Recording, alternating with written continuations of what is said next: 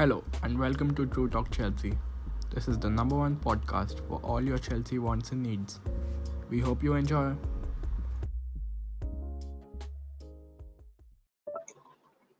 That's right, guys. Welcome back to True Talk Chelsea. Today's podcast, I'm going to be answering a few questions that y'all had put up in my Instagram page, which is at the rate the football parliament. And I received not many, but I think about 8 to 10 questions on the page. And I'm going to be answering most of them. All of them do relate to Chelsea versus Manchester United game. Some basic questions, some interesting ones too. I've also made some slight alterations on a few of the questions uh, so as to make them more interesting. So, without any further ado, let's get started.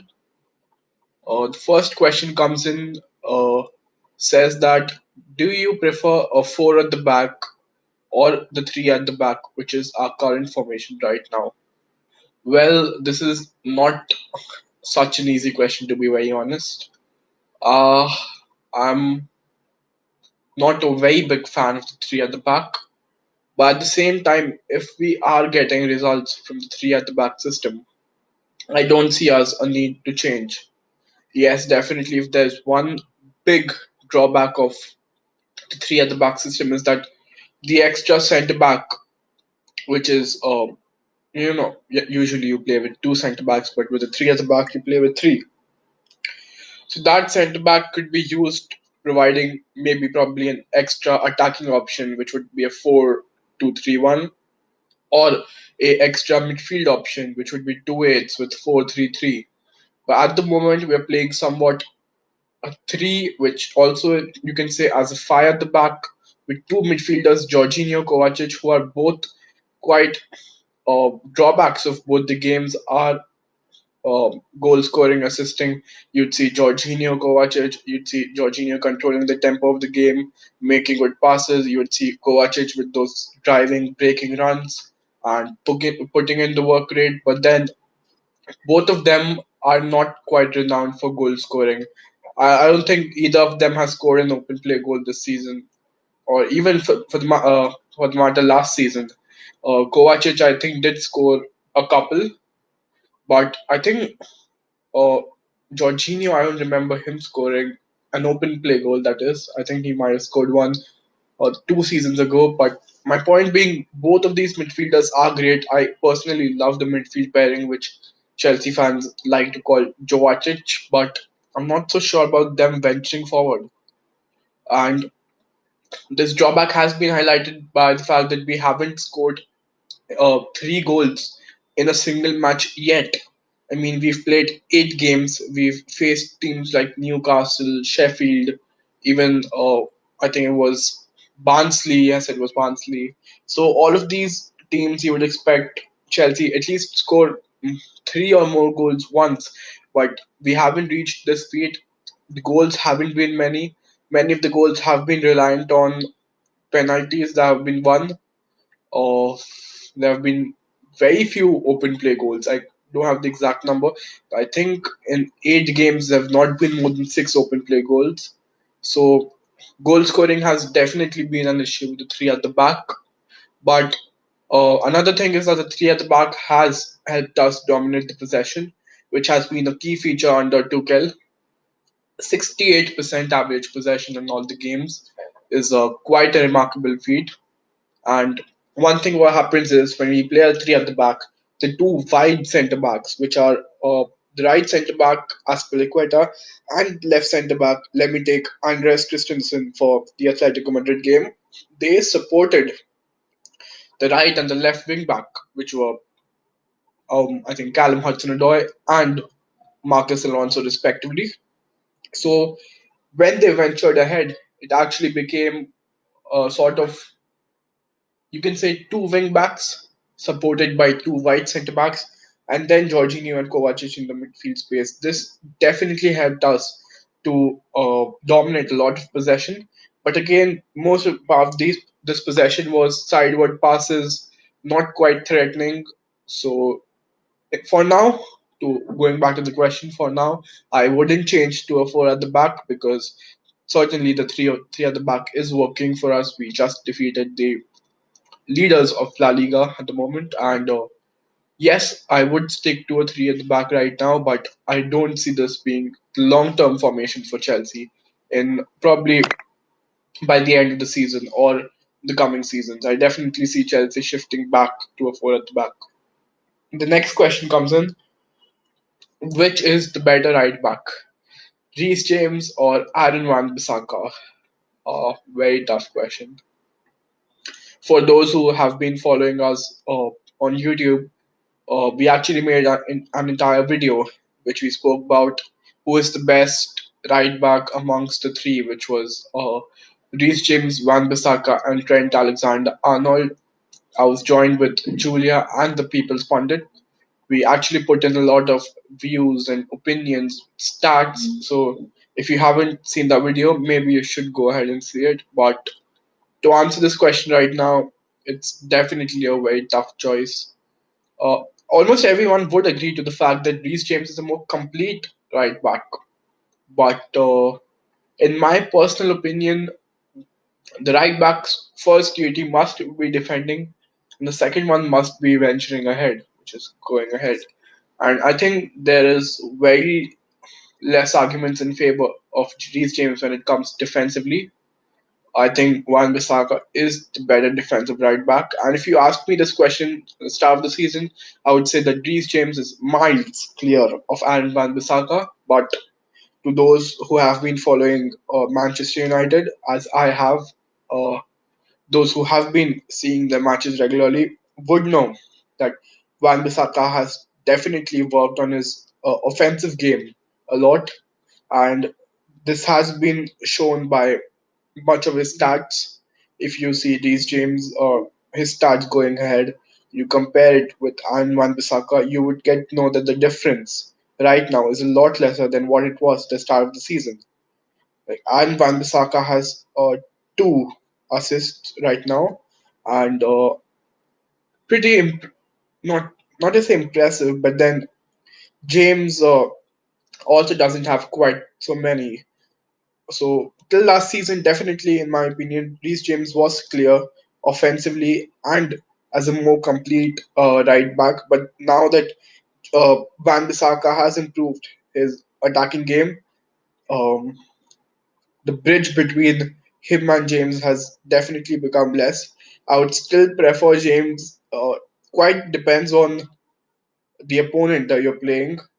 If obviously you're playing like a big team like Paris Saint-Germain, as Manchester United did in the UEFA Champions League, in which Van Bissaka produced man of the match performance, I would opt for Van Bissaka. But if you're playing something like a Brighton or a Burnley, when you are going to dominate a lot of possession, I would choose Reece James.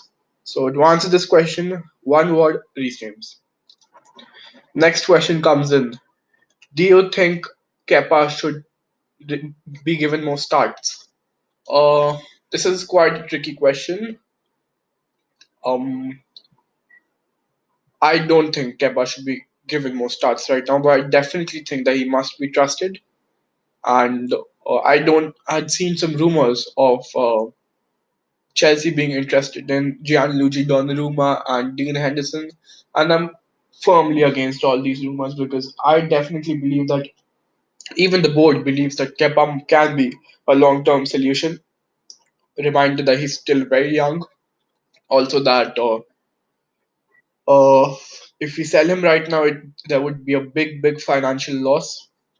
And we are also aware of the fact that Kepa is an excellent goalkeeper. I mean, Chelsea, which have made recruits like Eden Hazard for 30 million, wouldn't go for a player for 72 million who isn't good enough. I'm not saying that Kepa has been a good signing. All I'm saying that he is a good keeper, and he's shown that in La Liga, even in the first season in the Prem. So I wouldn't sell him. I would give him time in the cup games, a bit more, easier games here and there. I would not buy another goalkeeper. I would stick to Edward Mendy and Kepa. I think these clean sheets, these saves will definitely boost Kepa's confidence. This is how I would plan Kepa's future going ahead. Next question comes in. It's an interesting question. Give your combined 11 of Chelsea and Manchester United. Usually, we uh, treat big six games in a way that we take a guest from the opposition team and bring them to our podcast. But in case of Manchester United, we couldn't actually get someone because of the fact that Julia was a bit busy with her academic work. So I have been following Chelsea and Manchester United both. So I might as well give my combined 11 without being biased.